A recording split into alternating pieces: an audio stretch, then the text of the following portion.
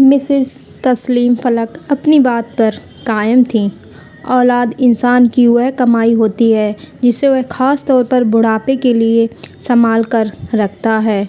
औलाद इंसान के बुढ़ापे की वह छड़ी है जो उसे गिरने नहीं देती। औलाद को खुद से अलग कर देने के बजाय क्या यह बेहतर नहीं होता कि औलाद अपने फ़र्ज़ को ईमानदारी से निभाए और बुज़ुर्ग अपने बड़ेपन को। मैडम कौसर ने दुखी अंदाज में कहा, भाई सच्ची बात तो यह है कि मुझे सास बहू के टॉपिक से सख्त चिढ़ है। अब हम इतना पढ़ लिख कर भी आम तौर औरतों की तरह इन प्रॉब्लम्स को लेकर बैठ जाएं अच्छा नहीं लगता। और भी गम है ज़माने में। हिमाकत के सिवा। इतना कहकर मिसेस तस्लीम फलक उठ खड़ी हुईं। उनकी क्लास का टाइम हो गया था। वाह क्या हिमाकत है। वह तीनों हंसती हुई उठ खड़ी हुईं। असल में आग जब तक आपके दामन तक नहीं पहुंचेगी आप उसकी तपिश को महसूस ही नहीं कर सकती। मैडम कौसर चलते चलते बड़बड़ाई थीं, भाई मैं आग को बुझाना जानती हूँ और वैसे भी मेरे बच्चे ही एक ही घर में अलग अलग पोर्शन में रह रहे हैं। हमसे दूर तो नहीं है, मिसेस तस्लीम फलक ने कहा और आगे बढ़ गईं। बहुत नखरा है मिसेस तस्लीम फलक में, मैडम आयशा ने कमेंट पास किया। सब पैसे की बात है मैडम, नुसरत ने गहरी सांस लेकर कहा। वह तीनों मिडिल क्लास से ताल्लुकात रखती थीं और नौकरी घरेलू खर्चे पूरे करने के लिए करती थीं। इसके साथ ही सास बनने के बाद अपनी अपनी जवान औलादों की हरकतों से वह दुखी रहती थी। इस उम्र में उनका ख्याल रखने वाला, हमदर्दी से पेश आने वाला कोई नहीं था। ये दुख वहाँ जहाँ बैठती आपस में ज़रूरी बांटती थीं। कुछ महीनों के बाद मिसेस तस्लीम फलक ने अपने तीसरे बेटे दानिश की शादी बहुत धूमधाम से की और उसे रखने के लिए अपने बड़े घर का अलग पोर्शन दे दिया। दानिश और हीरा शादी के बाद खानदान भर की दावतें उड़ाकर हनीमून मनाने पहाड़ों पर चले गए। फिर वहाँ से वापस आकर अपने घर की जिम्मेदारी संभाल ली। दानिश जी एक बात बताएं, हीरा ने एक दिन अपने शौहर को मुखातिब संबोधित किया। वह दोनों सुबह ही बाग पर थे। जी फरमाइए पत्नी जी, दानिश शरारत से हिंदी में बोला। बुरा तो नहीं मानेंगे जी? नहीं श्रीमती जी।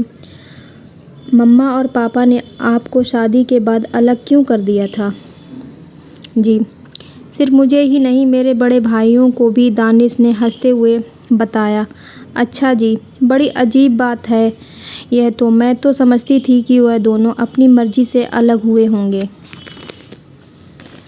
हम दोनों उनके साथ रहेंगे। मगर हीरा ने हैरानी दिखाई और बात अधूरी छोड़ दी।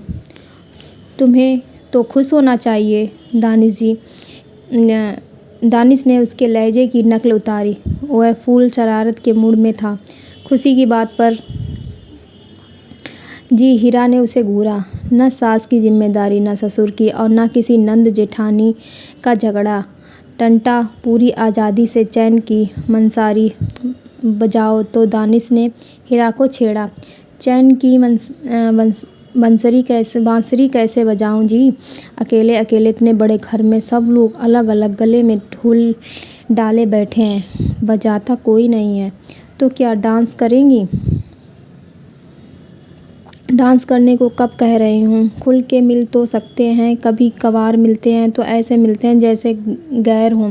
एक दूसरे की इजाज़त के बगैर हंस बोल भी नहीं सकते, एक साथ खाना नहीं खा सकते, अलग अलग चूल्हे, अलग अलग रोटी सालन, ये क्या बात हुई जी? हीरा ने बुरा सा मुँह बनाया।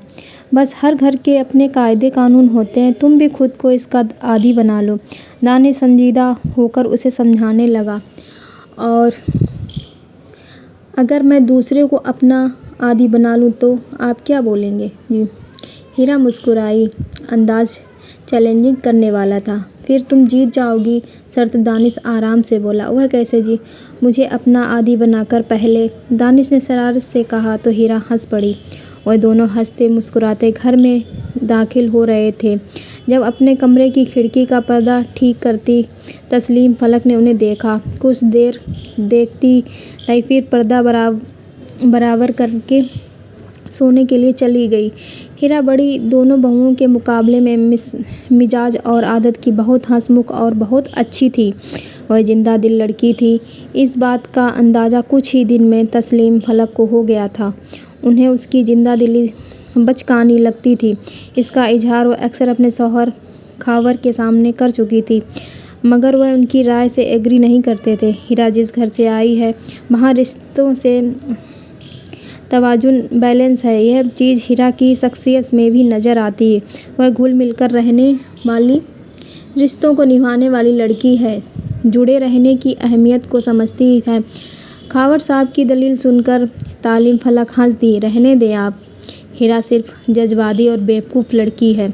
उसे अभी रिश्तों की नज़ाकत का अंदाज़ा नहीं है। चलें देखते हैं रिज़ल्ट। खावर साहब ने बगैर हार माने कहा तो तस्लीम फलक ने हाँ में सर हिलाया। उनकी पेश की गई भविष्यवाणी पहले कब गलत हुई थी जो अब गलत होनी थी। वह मुतमईन होकर सोने के लिए लेट गई। छुट्टी का दिन था, इसलिए तस्लीम फलक पूरे सुकून अंदाज में लॉन में रखी कुर्सी से टेक लगाए खूबसूरत मौसम का लुत्फ़ ले रही थी, जबकि पास ही दोनों बहुएं और बेटे भी बैठे हुए थे। खावर साहब दोनों बेटों से सियासत के दांव पेच पर गुफ्तगू कर रहे थे और दोनों बहुएं अपनी अपनी मसरूफियत का रोना रो रही थीं। अच्छा हुआ आप सब यहीं मिल गए। हीरा की ज़िंदगी से भरपूर चहकती हुई आवाज़ पर सबने गर्दन घुमाकर देखा। वह मुलाजिम के साथ चाय और नमकीन चीज़ों की ट्रे उठाए मुस्कुराती हुई आ रही थी। दानिश ने भी पीछे से आकर सलाम किया और बाप भाइयों के पास बैठ गया। ये पकौड़े तुमने बनाए हैं? बड़ी बहू ने हैरत भरे अंदाज में हीरा से सवाल किया। पकौड़ों की रंगत और महक ने सबको ही मुस्तविर प्रभावित किया था। जी हाँ, मेरे हुए पकौड़ों की पूरी फैमिली बड़ी अच्छी शोहरत है, हीरा ने फाकिया अंदाज में बताया। खैर पकौड़े तो मैं भी अच्छे बनाती हूँ, मगर जॉब की मसरूफियत में वक्त नहीं मिलता, तस्लीम फलक ने कहा तो हीरा ने हाँ में सर हिलाया। जी, दानिश बता रहे थे कि आपके साथ में बहुत जायका है, हाथ में बहुत मज़े का खाना बनाती हैं, ख़ास कर मटन पुलाव। हीरा ने तारीफ़ की तो तस्लीम फलक का चेहरा खुशी से खिल उठा। यह तो है, मेरे बनाए मटन पुलाव का कोई मुकाबला नहीं था। फिर किसी दिन हमें भी टेस्ट करा दे मम्मी, हीरा ने फरमाइश की तो तस्लीम फलक ने खुशी खुशी अगले इतवार दिन तय कर दिया। अगले इतवार को एक बार फिर सब लॉन में जमा थे और फिर मिलकर दोपहर का खाना खा रहे थे। फिर अक्सर ऐसा होने लगा, कभी हीरा किसी चीज़ की फरमाइश कर देती या कभी किसी छुट्टी के दिन खुद को कोई ख़ास डिश बनाकर सबको खिलाती। हीरा की इस रूटीन का सभी मज़ा लेने लगे। कभी छुट्टी के दिन, कभी शाम को यह सिलसिला चल पड़ा। खाने के बहाने सारे घर वाले जमा होने लगे, एक दूसरे से दुख सुख शेयर करने लगे। बड़े से ज़्यादा बच्चों को मज़ा आने लगा। यह अक्सर फरमाइश करते, हमें हीरा चाची के हाथ के शामी कबाब खाने हैं, हमें पुलाव खाना है, हमें बिरयानी खानी। हीरा चाची बहुत मज़े के खाने बनाती हैं। अब हीरा को देखी बड़ी बहुएं भी कोई ना कोई ख़ास चीज़ बनाकर ले आती और सब साथ साथ मिलकर बांटकर खाते, खूब नुमाइश करते। आगे की स्टोरी सुनने के लिए चैनल को लाइक करें, शेयर करें, कमेंट करें एंड चैनल सब्सक्राइब करें।